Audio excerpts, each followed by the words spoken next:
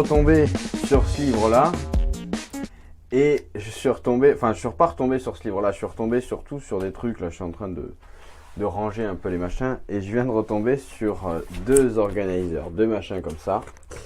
Énorme, épais, bon là il n'y a plus rien dedans. Mais et du coup ça c'était la deuxième fois, le deuxième essai que je faisais d'utiliser cette méthode-là. S'organiser pour réussir. J'ai essayé une première fois, ça a donné une espèce d'usine à gaz. Je me suis dit bon, je me suis mal pris. J'ai fait un deuxième essai avec ça et j'ai fait un troisième essai tout en informatique. Et à chaque fois, le résultat a été à peu près le même, c'est que ça a donné une espèce d'usine à gaz. Alors c'est très complet, c'est très intéressant, mais je te conseille vraiment, alors le lire c'est bien, mais je te conseille vraiment que d'en prendre des morceaux parce que c'est pas forcément peut-être adapté pour toi.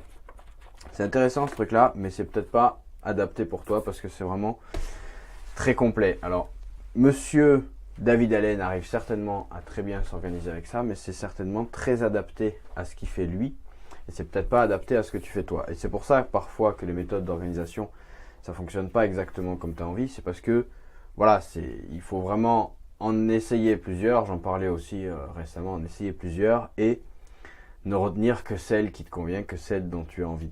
Et donc ça a donné quoi? Ça a donné ici là, cette espèce de truc là avec...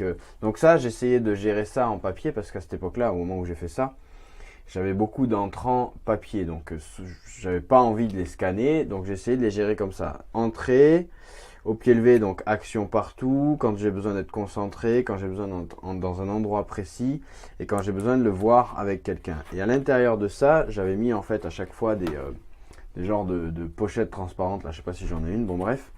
Et donc, tu t'imagines qu'à chaque fois que je voyais quelque chose avec quelqu'un, ça me donnait, ça arrivait à une épaisseur à peu près comme ça, enfin une ramette de papier quasiment, tu vois l'épaisseur d'une ramette de papier, donc ça faisait cette épaisseur-là. Donc ça c'était le premier truc, les actions on va dire, les actions à faire un moment, à faire donc avec 2-3 feuilles à chaque fois pour pouvoir gérer ça tranquillement.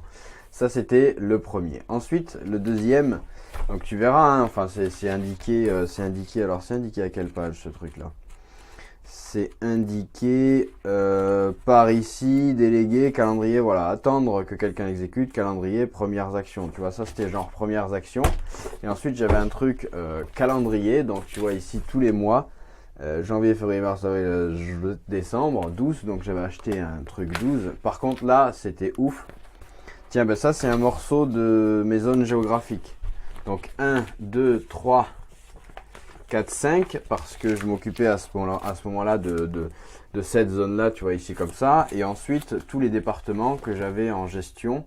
Donc à chaque fois que j'avais un département, je mettais à l'intérieur. Et quand j'étais dans ce département-là, en fait, je ressortais tout simplement. Donc t'imagines, déjà rien que ça. Rien que si tu mets 4-5 feuilles dans chaque, mais là c'était pas 4-5 feuilles, c'était genre une proposition ou alors une fiche client ou alors un devis, un truc comme ça. Donc ça fait tout de suite 4-5 feuilles. Donc t'imagines, dans chacun de tout ça, j'ai des... Bon, je te laisse imaginer ça. Ça c'est une première chose. Donc ça c'était contenu dans celui-là, dans zone géographique. Et ça d'ailleurs juste après je vais le virer. Si tu le veux, tu peux m'envoyer un petit mail, hein, je te le file. Hop. Et ensuite, il y a un autre truc là-dedans qui est dit quelque part. Donc l'astuce du calendrier, c'était aussi d'avoir un truc à 30 ou 31 jours et de toujours reprendre le 30e jour. En fait, si tu es le jour 10, bah, du coup tu remplis et les 9 jours d'avant, donc le jour 9 tu le vides et tu le mets au fond. Le jour 10, une fois qu'il sera passé, tu le vides et tu le mets au fond. Donc c'est un espèce de perpétuel comme ça, 31. Et ça donnait aussi, donc tu imagines 30 pochettes comme ça, où chaque jour tu as mis dedans les actions que tu as envie de faire et c'est ouf.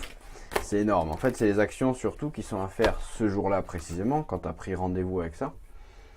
C'était intéressant, c'était une bonne façon de faire. J'ai retenu ça, ça m'a bien plu pendant un certain temps, mais c'était vraiment beaucoup trop lourd. J'avais à chaque fois 10 kilos avec moi. Enfin, t'imagines 30 pochettes comme ça, c'est un truc de fou. C'est un truc de fou. Et du coup, j'avais 10 kilos avec moi et ça allait pas du tout. Donc, ce que j'ai fait ensuite, là, j'avais d'autres pochettes, des autocollants et des machins. Tiens, les autocollants, je vais peut-être les garder. Ça peut être intéressant. Je vais le mettre de côté par ici. On y reviendra tout à l'heure. Donc ça, déjà, je le dégage. Hop, voilà. Paf, au revoir. Ensuite, j'avais fait en deuxième coup, j'avais fait en informatique. Ça veut dire que j'avais créé toute une arborescence de dossiers. Dossier à faire avec un tel, un tel, un tel, un tel. Dossier 1, 2, 3, 4, 5, 6, 7, 8. Et dossier janvier, février, mars, avril, etc. C'était assez intéressant, mais il se trouve que c'est une bonne façon. C'est pas forcément ma façon de bosser, d'être vraiment à l'affût comme ça de l'informatique. Et du coup, il se trouvait que il y a beaucoup d'actions que je ratais parce que j'allais pas voir. J'allais pas voir dans les dossiers et dans les sous-dossiers parce que ça faisait une arborescence assez compliquée. Et donc j'ai raté des trucs à cause de cette méthode-là parce qu'elle était vraiment très lourde.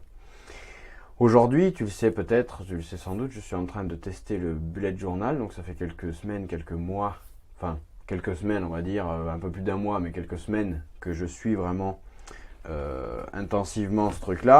Donc je t'en reparlerai certainement bientôt, mais ça me semble plus adapté, là, le petit cahier comme ça. Donc moi, ma semaine, par exemple, elle représente ça. Donc en fait, mon organisation est là-dessus. Il faut que je masque un peu les numéros et les machins, là, tiens. Mon organisation, elle est là-dessus comme ça. Et à partir de ça, en fait, toutes les ressources dont j'ai besoin sont en informatique. Et c'est ça en fait, c'est là que j'ai réussi à faire le pas, c'est qu'il faut des actions, des listes d'actions, centraliser les actions et les choses vraiment à faire, les points précis, mais externaliser toutes les ressources.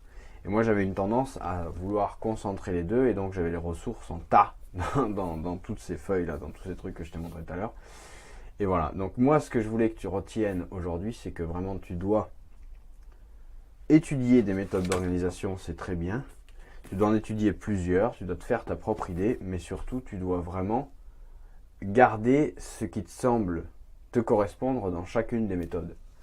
Et en fait, je remarque aussi dans cette méthode-là que finalement, j'ai gardé des trucs. En fait, le principe du bullet journal, c'est surtout de pouvoir s'adapter à chacun, donc ça c'est intéressant, mais j'ai gardé des trucs que j'ai appris là-dedans pour les mettre là-dedans. Et donc ça me permet vraiment d'être efficace et d'être au top. Et je voulais te rappeler aussi que chaque matin, tu as plus de 15 heures devant toi. Choisis tes priorités. Et si tu as besoin d'aide pour choisir tes priorités, tu trouveras dans la description de la vidéo le premier lien. C'est un atelier entièrement gratuit qui va t'aider à faire ça.